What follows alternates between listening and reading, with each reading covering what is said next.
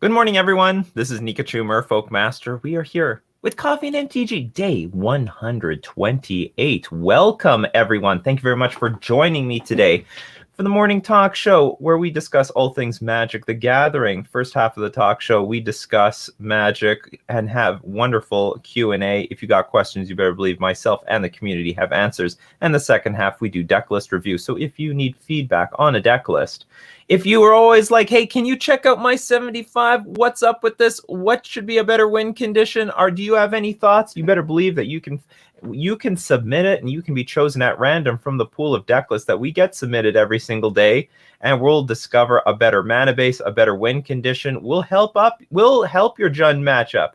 We'll help your mill matchup. We'll just suggest one card and that's it. It will all be done. So thank you very much for joining me today. And let's have a great discussion about Magic. As we always do, no matter what day it is, what time of the day it is in the world, it's always a great time to step one, brew up the coffee, then brew up the Magic discussion. And as we get into this discussion, I'm just doing the traditional change of category I'm in. And away we go. Away we go. Wow. You know, if anyone joined me for my stream yesterday with zombies, it actually was very, very impressive. I wish I got the deck list up here. Maybe I can still get the deck list. Let's go. I'm going to go find the deck list for all of you that I played zombies yesterday. A lot of room for improvement, but actually was really strong. It was way stronger than I thought it was going to be because the wins, when you win with it, were like super easy. Let's see, Scry. No, I need to go to MTG Goldfish. Inspiring Spike. Inspiring Spike. Got a 5-0 with this list. Oh no, the ads. Not only can you support the channel, but also get rid of the ads by either using Amazon Prime. You can subscribe for free with Amazon Prime, or you could subscribe with money. Money also works around here. Money is the best kind of money, too. Pusheen would approve. Yes, Pusheen would approve. I love this shirt. It's falling apart. I actually got this as a gift from Rodney Top 8 Thompson. See? Oh, it's been a while. I think it's 4 years old. It's about 4 years old. Yes, money is the best kind of money. No doubt about it. So I was a little bit tired at the end of the day, and I started looking at the list at what things I was thinking about improving. Because at first I wanted we can look at this. It has Carrion Feeder. It actually is quite important to the deck because you need a sack outlet. Because we've got, Plague Belcher says whenever another zombie you control dies, each opponent loses 1 life. That's a very important effect in this deck because it gives you reach. If your opponent's at 6 life, you can easily neuter their entire life total by just sacrificing all your creatures. Maybe I can make this bigger. Okay, so it's Plague Belcher, but in addition to that, we also have the Diregraph Captain, which also says this basically the same thing. Whenever another zombie you control dies, target opponent loses 1 life. Undead Augur, whenever Undead Augur, another zombie you control dies, you draw a card. Oh no, you draw a card, you lose a life. Is there anything else make the opponent lose a life? Maybe these were the only 2. But it makes a big deal. You start sacking your board and your opponent goes from 6 to 0 pretty quickly. And also Geralf's Messenger also speeds that up because you when it enters if it enters ETB tap, but when it enters the battlefield, your opponent loses 2 life and it has Undying. And then these counters, when it has Undying, it gets a +1/+1 counter, but you can negate that both with Plague Belcher, because when it enters the battlefield, put 2 -1/-1 counters on target creature you control, so then you can put it on your Geralf's Messenger, and then you can sack it again and get more sack triggers. And also, we've got Soul Diviner, which, can we get this? Blue and a black, 2/3 creature, which is not bad by itself. Remove a counter from an artifact, creature, land, or planeswalker you control, draw cards. You can take counters off of your Messenger, draw cards, and then again, you can sack it again to nail your opponent for another 2 life. You can also take counters off your Aether Vial. This deck played Aether Vial, so I actually was pretty impressed with how this deck went. My overall, I thought the deck was a little bit too clunky in the 3-drop slot. And for a deck that was playing 20 lands, where's the mana base? So as it says 18 here, but it was also playing Agadim's Awakening, which I never cast. Maybe it's playable, but I never cast it. So my problems with the deck. Oh yeah, it's Crypt Breaker, 2 Dread Wanderer, 4 Gravecrawler. Gravecrawler is like one of the best cards because you can sacrifice it to Carrion Feeder, make Carrion Feeder bigger, get more triggers from the Plague Belcher or Diregraphed Captain, and easily recast Gravecrawler all the time. My problems was that it was too top heavy at 3 mana. There needs to be more 2 mana cards, like more Soul Diviners, and maybe a slightly less 1-drops. I actually, in retrospect, I actually am not impressed with, what was it called? Village Rites, which was a black as an additional cost to cast this spell, sacrifice a creature, draw 2 cards. I don't think like 1 card, draw 2 cards is very powerful in Modern, and I probably wouldn't play this. I would try to look to play another land because it's so heavy on 3-drops, and also we agreed to take out Murderous Rider. And definitely play more 2-drops, more Soul Diviners, maybe 2 of something else, and I'd maybe cut another 1-drop because we were heavy on 1-drops, heavy on 3-drops, but not heavy on 2-drops, and that makes Agadim's Awakening pretty crappy. Like, I could get 5 mana in play pretty often, but I couldn't get 6, and you really needed 6 to start returning your 3-drops from your graveyard back to the battlefield. Maybe we can zoom out a little bit. So that was a problem. And Rider, I love Rider, but we could move it to the sideboard. And the sideboard probably could, like, get spruced up. There's a lot of weird cards in here. Probably more than one Feed the Swarm. Like, I got nailed by Rest in Peace once. And Feed the Swarm is a solid answer to Rest in Peace, but basically anything else. And I think this deck should just be much heavier on the removal going post-board. And Ether Vial is also better with 2-drops, right? Well, it's fine on 3 as well, but Ether Vial is less valuable if I can put something into play on 1, but then I have nothing to play on 2. That very often I'm just waiting. I'm waiting to get to my top end, and it's taking forever. I'm wondering if this deck should play a single Urborg. I can't tell because we actually need more blue mana than black mana. I guess Urborg is not that important. But it was very impressive because if you're in a board stall, you like crushed your opponent. Like if there's ever a board stall, because eventually you just start sacking things. Your opponent starts losing life like crazy. Anyway, the deck was pretty impressive. I was very impressed with zombies, and the fact that it could do so. I went 3-2. I went 3-2. I think the deck could do, like, I did run into some of the bad matchups though. I did expect that Prowess was going to be pretty poor. With this build, I think with a lot more removal, maybe we could do a lot better. And I can't remember what else I lost to, but the deck it's definitely has something there. Definitely has something there. The shell is good. The shell is definitely good. There's something powerful in the work here. I don't know how much time I have to like work on it outside of what I usually do, but definitely something there. And this was Lockhart's list. Good morning, Kyoka620. Good morning, Realny. I have a deck to submit for review. Can't wait. Well, if you want, you can always submit the deck list whenever you want, and we'll just review it when it's deck list review time. Remember, ! Deck review space. Give the URL to your deck list, and also leave any comments. Particularly if it's budget and what the format is. Those are the most helpful for me, because I've multiple times suggested expensive cards for a deck that's clearly budget, and well, that feedback is not useful to you. Also, maybe what I have to also emphasize is that if you've got a question or a comment that you want me to see, please give @Nikachu MTG, or give 3 question marks before the question, 3 question marks after the question. Helps me find your questions and comments in the sea of all these comments. Yeah, you have to make the vial curve, because if you don't, then on turn 2 to 3, you have nothing to do.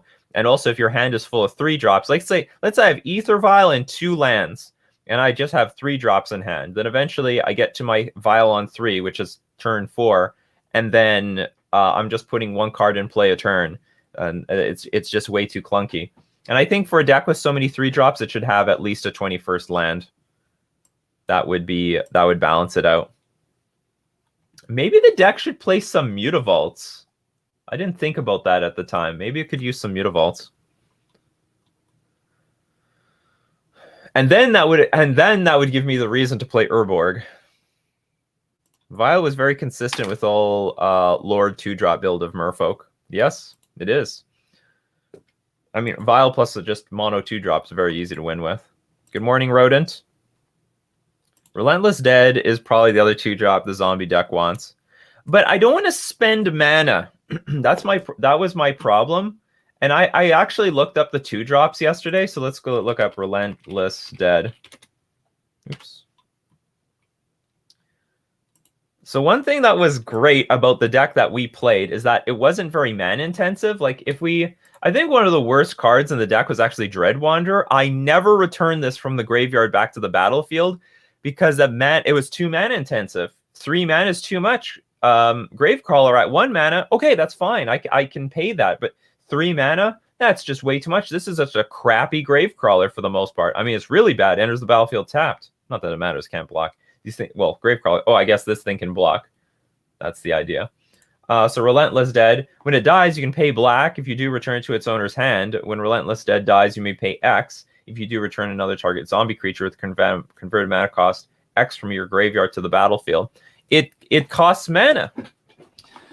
Maybe if I lower the curve, it will be better. Maybe it will be fine, but it's just hard to hold up mana with this deck. I'm just constantly tapping out to play the creatures and the good stuff. So I actually found that through my experience with Dread Wanderer, that this doesn't look as appealing to me. I mean, maybe 1 black is not too bad because that's going to be more available than the other one. Well, actually, you know what? Maybe Menace is worth it. I don't know. I guess I should play test this card. It's probably worth play testing. It's sort of hard for a zombie deck to flood/run out of gas in a grindy game, though. They'll definitely. Well, I'm most concerned about getting just choked and tempoed out. I think that's my largest concern. We're definitely never going to. We're definitely not going to lose a grind in a grind. We're never going to lose in a grindy matchup because we saw that in Jund. We just crushed Jund. They used like a removal spell on Gravecrawler. Ha!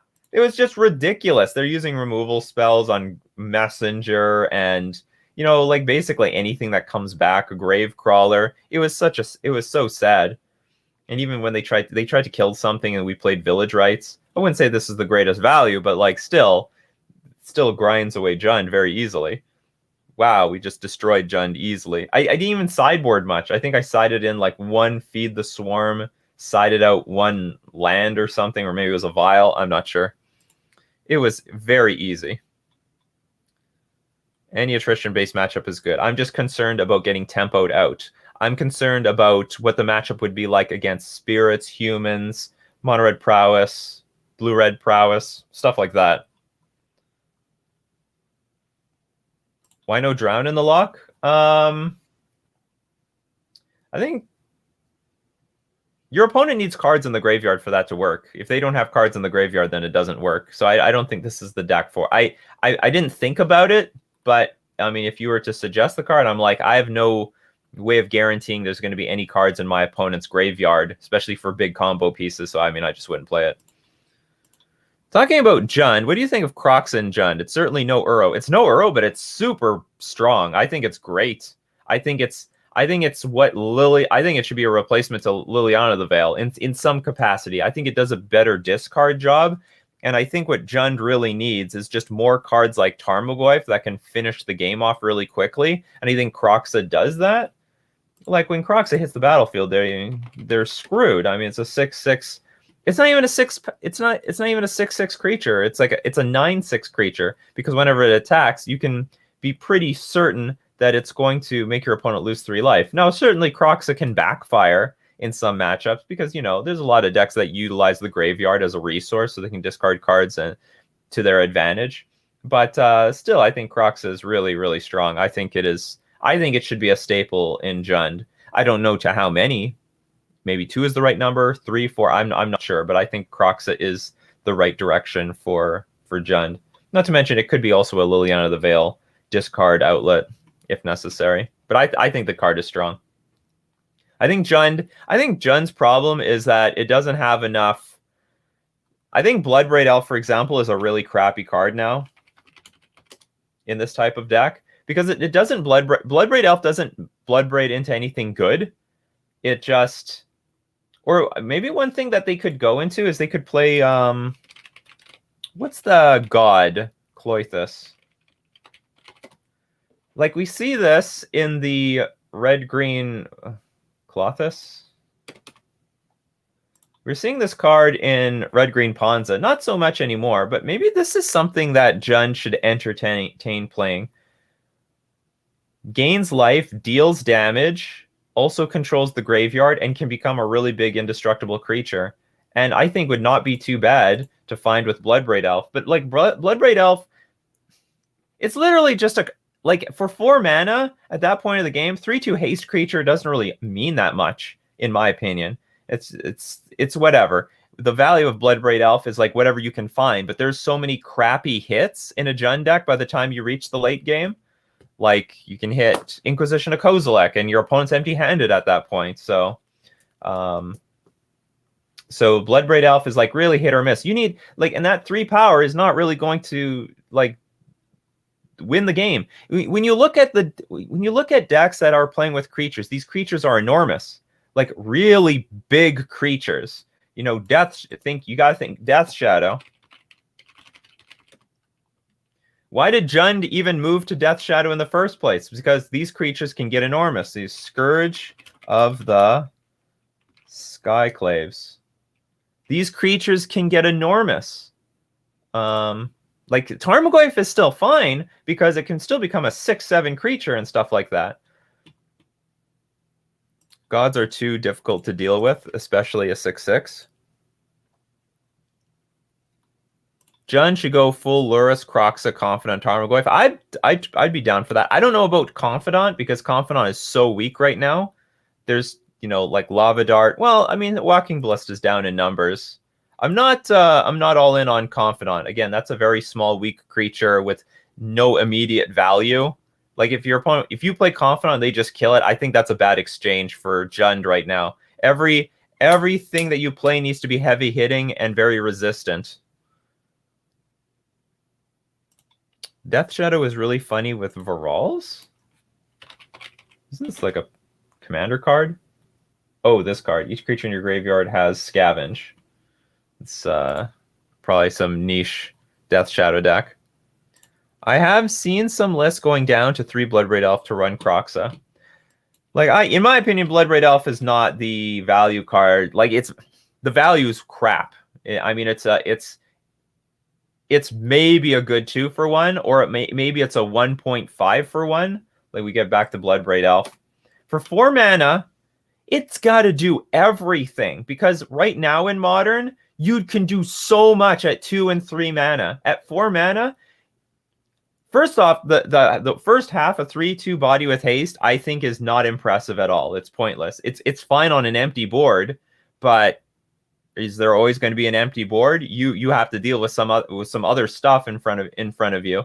So the value is what you hit, and there's so many bad hits, I think, in the Jund deck these days. I mean, late game, Lightning Bolt can be useless. Inquisition could be useless. Thoughtseize could be useless. Liliana of the Veil is like really slow, is really meh in the late stages of the game. I mean, assuming that if you're under control, it's fine. But if you're not, if you're ahead, Liliana of the Veil is great. If you're behind, Liliana of the Veil, it doesn't matter.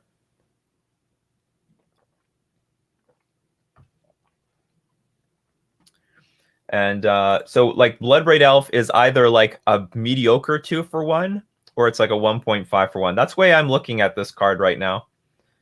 Whereas in red-green Ponza, what's it called? Seasoned Pyromancer. I think this is like in red-green Ponza, they had like outside of like Arbor Elf and Utopia Sprawl, there weren't many bad hits. I mean, you could hit Seasoned Pyromancer, which is then even more value because you can cycle away a bunch of bad cards and dig for the good ones.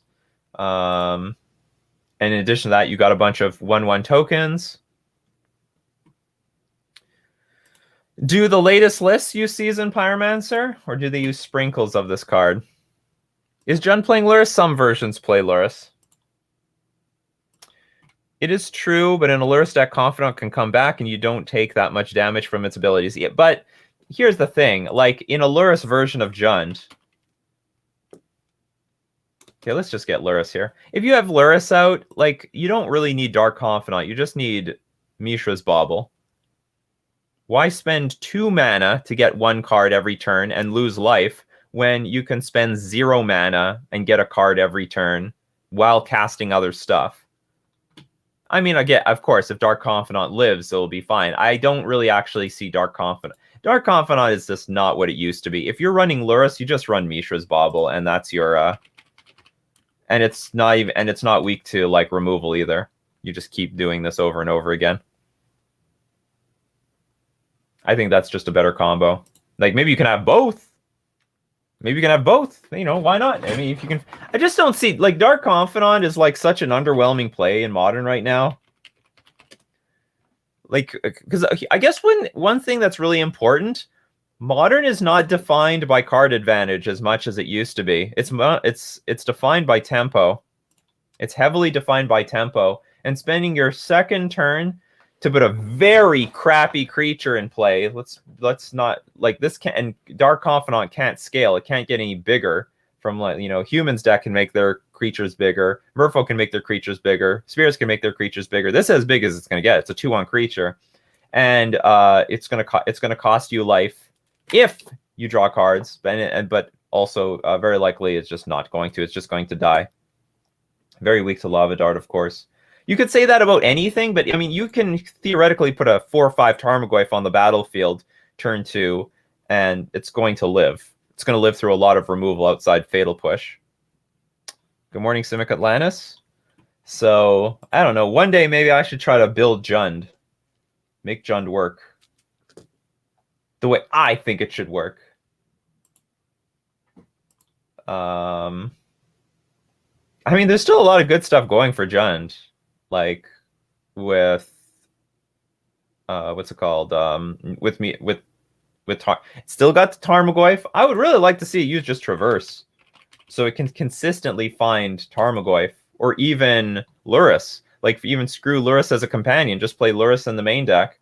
Search your library for a basic land card, reveal it, and put it into your hand. Then shuffle your library. Or even Bloodbraid Elf into Traverse to find exactly what you want might be more useful than Bloodbraid Elf into some random removal spell. Oh, I found a 5/0? Show me, James. Let's see a 5/0 list. Why not? 1 Croxa. It's not a lot of Croxas, in my opinion. Another thing, like, I mean, maybe Scavenging Ooze is fine because it's you need some graveyard hate in Modern. And Scavenging Ooze is like, you know, it's decent graveyard. It's like, okay, you can't depend on Scavenging Ooze as your graveyard hate, but, you know, in addition to other graveyard hate, it's fine. And it's a random creature, so whatever. So 1 Croxa, 4 Tarmogoyf, 2 Season Pyromancer. But I really look at Scavenging Ooze as like a 4-drop, a 5-drop, then I see it as a 2-drop. Anyway, no Dark Confidant. I can get behind that. Renin 6 might be really overrated right now. That's another thing I think about the Jund decks. I think Renin 6 is, like, ridiculously overrated. What the hell does 1 damage even do right now? What does, like, are there any, is there anything that dies to, like, 1 damage? Maybe a Champion of the Parish if you're on the play and they're on the draw?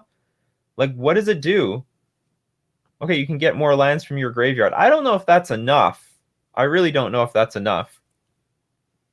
Would Silvergill be in the same boat as Dark Confidant? No, because Silvergill Adapt A draws a card immediately without paying any life, and also B can scale over time because our lords pump it up. So Silvergill Adapt is not even in the same league as Dark Confidant. Or Dark Confidant's not in the same league as Silvergill Adapt. Why didn't Dark Confidant see play in a humans build? Again, Modern is about tempo, not card advantage. Like, it's. By the way, first off, Dark Confidant did see play in humans. It saw play in humans many times, but it just wasn't a popular card because the most important thing is pushing damage in Modern, being fast, being aggressive, drawing cards. If you wanted to draw cards, I guess they ended up going with Bugler. Militia Bugler is like their card drawing ability. White, 2 generic, vigilance. Like, it's a pretty stats are pretty good. A little bit expensive, but stats are pretty good. When Bugler enters the battlefield, look at the top 4 cards of your library. You can reveal a creature with power 2 or less from among them and put it into your hand. Put the rest on the bottom of your library in a random order. So anyway, Dark Confidant does not interact with the battlefield and also does not offer any power, and therefore that's why it's just not a popular card. Not a popular card. Drawing a card next turn is forever because your creature could die and then you didn't get any value. I think it's a huge liability. And this particular Jund player saw the writing on the wall. So, I mean, there's all sorts of weird cards I just don't think belong anymore. It's like Wrenn and 6, like, okay, I see.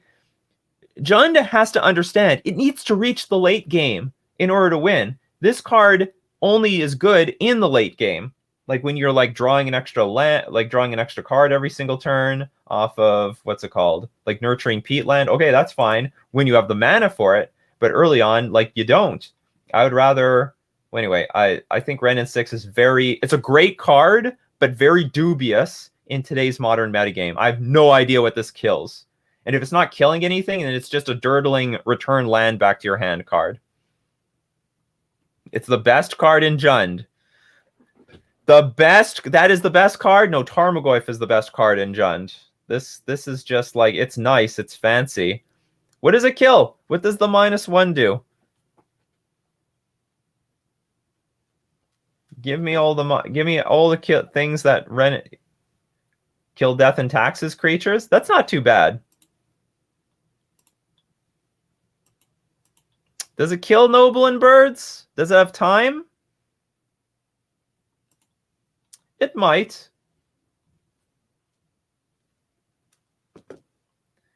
It's not about killing. Is it just for the lands?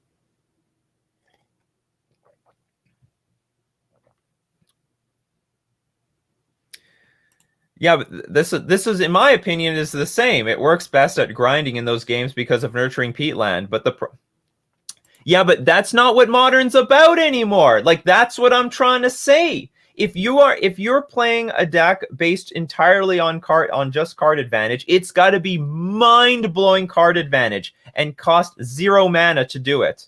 Like right now, the things that really work are things like Uro, of course, which you draw a card, but you also get a million other abilities attached to it, which include land drops and gaining life. It's got to be things like Mishra's Bauble, where you're paying 0 mana to draw this card every single turn.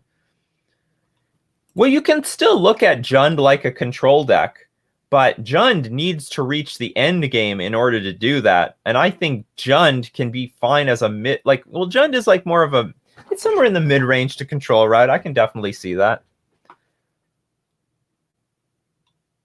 Yeah, me when I look at Modern these days. Look how they've massacred my boy. Wrenn and 6, when Modern becomes much more about card advantage, I can totally get behind Wrenn and 6. If also Modern, it has just full of 1 toughness creatures, I can get behind Wrenn and 6. The things that Wrenn and 6 do right now is not what Modern needs, in my opinion.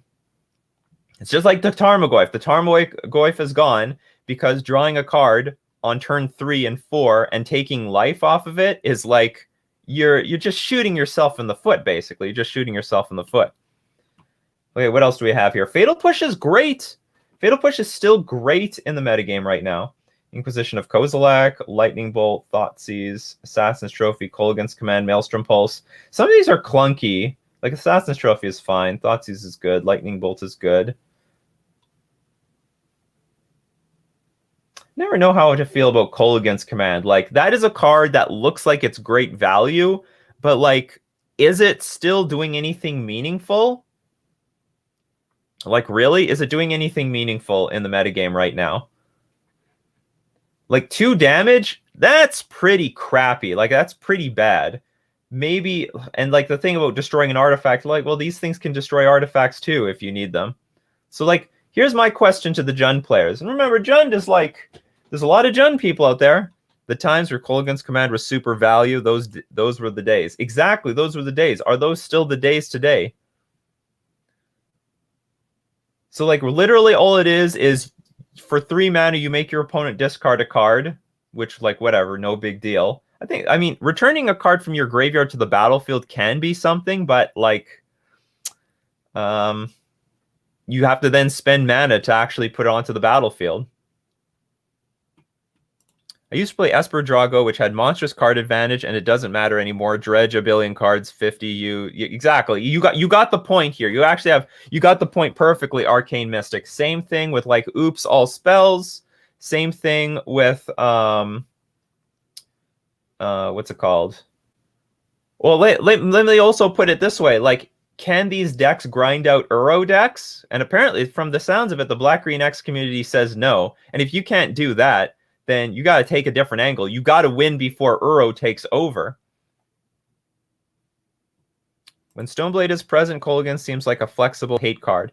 But you can beat Stoneforge decks by just killing Stoneforge Mystic. You actually have no idea how backbreaking that is. When they play Stoneforge Mystic, they find the Batterskull, then you just kill the Stoneforge Mystic, and the Batterskull doesn't even do anything. No, you can eat it with Skoos. That's actually a good point. If it resolves, you just eat it up.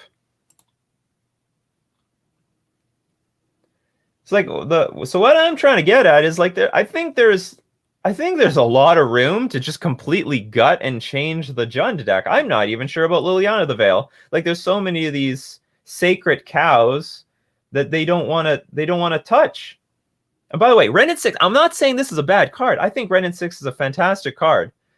No, but I would find it very dubious. I find it dubious if it's well positioned right now. I think this is a card that looks good on the play against some decks. Some. I'm going to emphasize this. Only some decks that have 1 toughness creatures, and it's just catastrophically bad on the draw against everything else. Even against the decks that you thought, like, if your opponent goes turn 1 Arbor Elf, pass, I don't know, you go Inquisition of Kozilek, maybe you take their Utopia Sprawl. The next turn they go Klothys, and then turn 2, you play Wrenn 6, kill the elf. It might be over at that point. Because this Klothys is also going to like add mana to their mana pool. Remember Standard with Command and Soulfire Grandmaster buying it back? It had lifelink? Oh man, well, yeah, that was a completely different era. I know, I played Stoneblade in Legacy when Grixis control was big, but Kolaghan Command was a beating either way, but probably not good enough to play multiples. I don't know. Like I'm just looking at this card. Like even for me as a Merfolk deck, sometime like if I mulliganed a little bit, then maybe this card is good. But if I have a handful of cards, sometimes I just tempo this card out and it doesn't matter. It at best will like make me discard a card, which can be a land, because I know I'm up against Jund. I always keep like a random land in my hand for Kolaghan's Command. I always do it. Assassin's Trophy has diminished Command's necessity. I can agree with that. Like this is just an all-around versatile spell. When you have your opponent has Death Shadow out or a Scourge of the Skyclaves, what do you want? You want Kolaghan's Command? You want Assassin's Trophy? I think you want Assassin's Trophy. I think you want the more versatile card that destroys anything. I think. It's just my opinion. Oh, by the way, it's Thursday, which means I have a statistics test. So let's quickly do, we'll evaluate a few deck lists for deck list review. We got to do it quickly. This video is going to be all about bashing Jund. Not really bashing Jund, but I'm criticizing it. I'm very strongly criticizing it. There's a lot of cards that look really stupid in a Jund deck these days. And I think it can still adapt. I think there's a lot of adaptation. I really like the look of the Lurrus decks. I really like the look of them. Terminate is good. Hey, maybe Terminate is good too. Are we doing deck reviews? Absolutely. Okay, so I'm gonna, if you want to, very quick.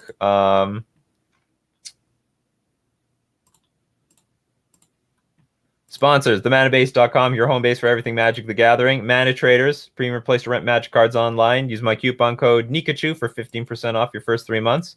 And now let's do some deck list reviews. So if you use the command, you are put in a queue at random to get picked. I'd like to see them play more to the board. Well, that's what they need to do. Sick of decks peeling off Fists of Removal. Everyone needs to be playing to the board more right now. All right. Lord Magicus's deck has been chosen. Historic. Tired of playing fair, so just trying to do busted nonsense.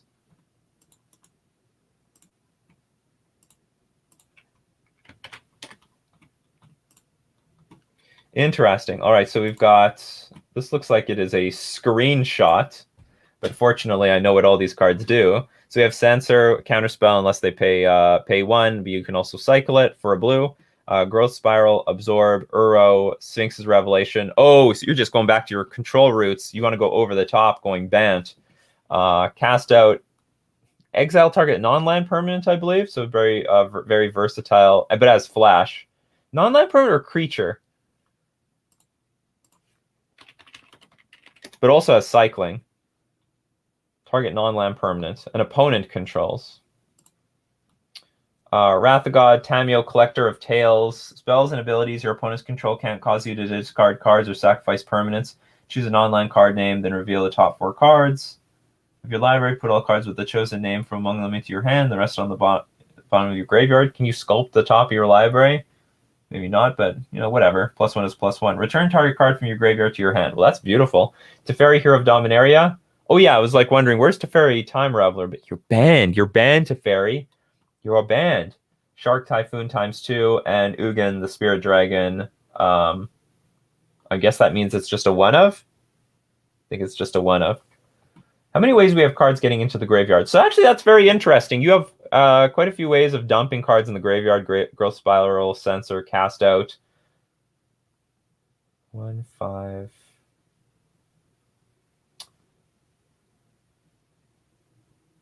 It looks good.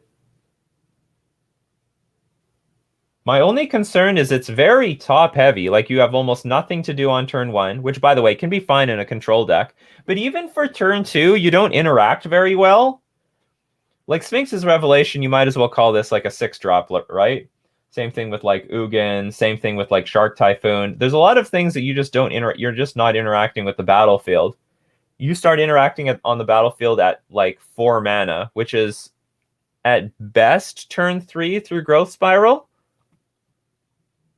It's set up as best of 1 at the moment. My guess is you have to bring the curve down a little bit. Like, you also, the way you've set it up, you may not actually have anything to do on turn 2 either. You plan to Wrath away your problems, but you're not always going to draw the Wrath of God. It's not always going to be there. I think you have to shrink the curve a little bit. Either... Like, Sphinx's Revelation might be a win more card. You might win enough with, like, Uro or Teferi on the battlefield, or Tameo digging for one of these things. I mean, you honestly, you do have enough cycling. Censor cycles, Cast Out cycles, Growth Spiral effectively cycles, Shark Typhoon cycles. There's no problem with you turning the corner. You can turn the corner with Shark Typhoon, Uro. Sometimes you'll just win with Ugin. But I think you need to interact. Okay, yeah, I will say this. Like, I mean, the deck looks clean. It looks nice. How many lands do you have? 4, 8, 12, 10, 13, 15, 19, 22, 24, 26. I mean, mana base looks fine. If you find that you are not catching up often enough, you have to cut some cards to interact early on in the game. Those cuts could be Sphinx's Revelation, because it looks like a win more card. Maybe Tameo. Maybe some Cast Outs. Cast Out is a fine card to interact with the opponent, but you need to do it at a lower curve, like a lot lower curve. I don't know how aggressive, like, best of 1 Historic is right now, but that would be my suggestion. If you somehow are not... you might be surviving to the end game. I mean, Absorb gains life. Uro gains life. So you can keep your head above water. I mean, in theory, Sphinx's Revelation can also do the same thing. But like, what I'm seeing on the curve, you are not really doing anything. If you're on the draw against an aggro deck, it looks rough. it looks rough because you might not be doing anything for 3 turns in a row, and you depend on like having a Wrath of God in your hand. But those are my thoughts on the list just by looking at it. So if everything works smoothly, fine, don't change anything. But if you struggle to actually beat those aggro decks, then you just have to cut off some cards to deal with the lower end of the curve, or maybe you have to cut out Ugin. Ugin looks nice as like an all-around answer to like anything, though.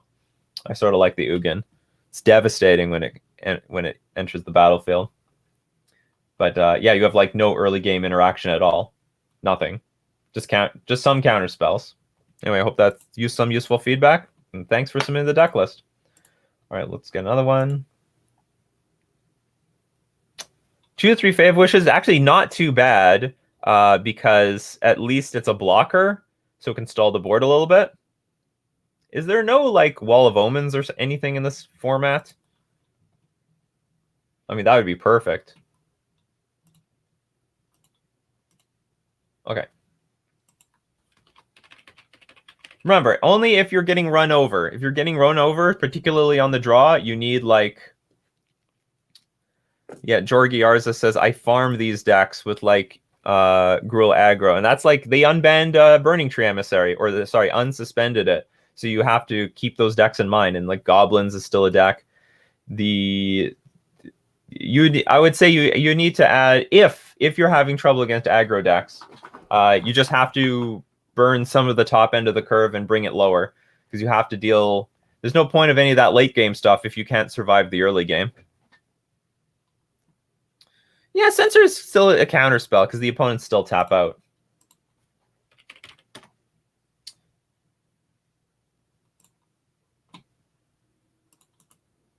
All right, what do we got here? Who got chosen? Nardoto. Nardoto's deck list has been chosen. Simic Merfolk Will. What the hell does that mean? Oh, so it's just like all-in power, I'm guessing. So almost maxing out on 1-drops. Lord of Atlantis, All the Lords, Trickster. Oh, Wind Robber. I totally forgot about this card. I was thinking maybe I should have... maybe I legitimately should have play-tested this card.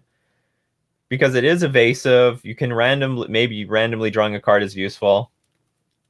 Anyway, okay, Merfolk Wind Robber. Silver Gill Adapt, 3 Aquatex Will, 3 Spell Pierce, 4 Ether Vial.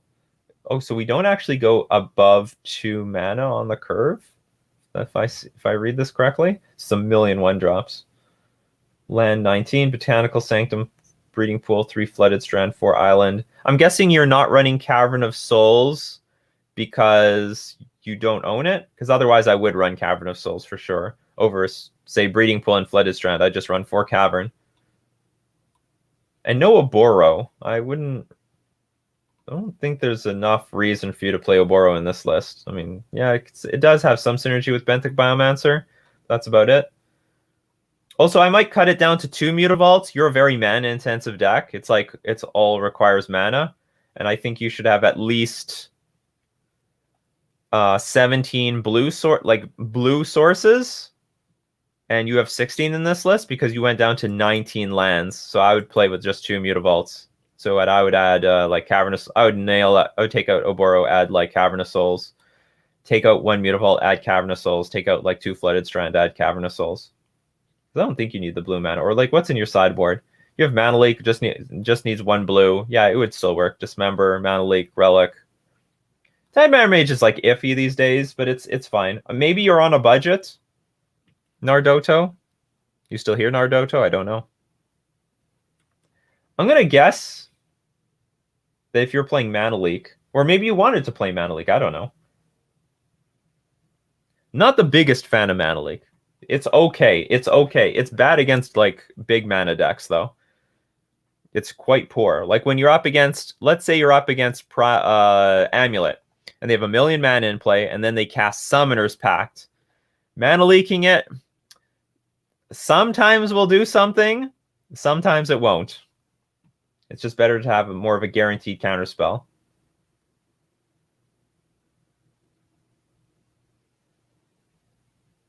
I'm wondering, like, even though Phantasmal Image is not well positioned, I wonder if this deck should just play it anyway. Akatek's Will is fine. Unified Will, you know what? It's very iffy. I mean, it only works if you have more creatures than your opponent. And this might sound stupid, but like when I'm up against Amulet, sometimes they have more creatures than me. They've got like Azusa out. Oops. Sometimes so if I'm up against Amulet, they can have Azusa, they can have, what's it called? Dryad of the Elysian Grove. They can have anyway, you need to have more creatures than your opponent for Unified Will to counter anything. So actually it's a bit risky.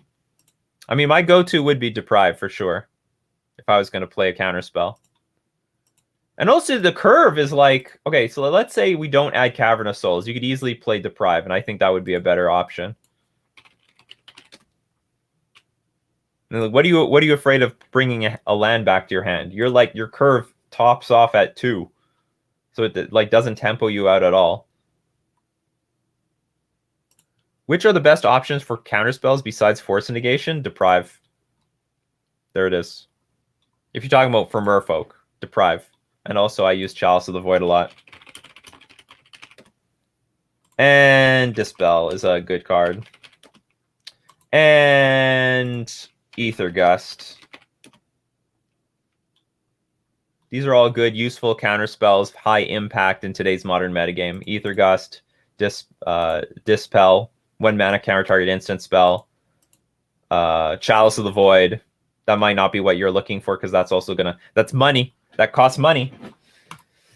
How much money? How much money are you now, Chalice of the Void?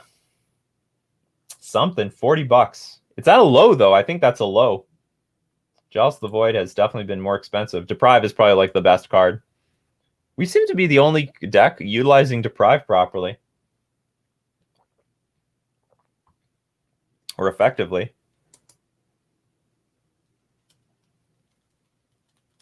Oh yeah, Chalice will get reprinted in Time Spiral Remastered, so maybe hold off.